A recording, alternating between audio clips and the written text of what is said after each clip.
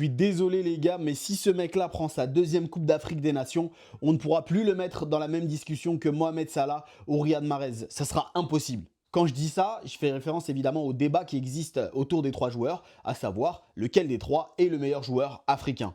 Et pour moi, il n'y a pas de débat. Si on veut être une référence en Afrique, il faut gagner en Afrique. Et je vais prendre l'exemple de Mohamed Salah, parce que l'exemple de Mohamed Salah, il est parfait. Mohamed Salah, il a battu tout un tas de records en première ligue. C'était exceptionnel ce qu'il a fait avec Liverpool. Il n'y a rien à dire, mais il sera jamais une légende à la hauteur de Sadio Mané en Afrique. C'est pas possible, parce que tout simplement, en Afrique, il n'a pas performé comme Sadio Mané. Il n'a même pas performé comme Riyad Mahrez. Donc il ne peut pas être dans ce genre de discussion. Maintenant, pour lui, c'était sa dernière chance de pouvoir remporter une Coupe d'Afrique des Nations. Et il est passé à côté. Et quand on le voit ce soir, on comprend à quel point c'est dur pour lui de vivre ce genre de choses. Mais malheureusement, avec cette nouvelle défaite, il ne rentre plus dans ce type de discussion.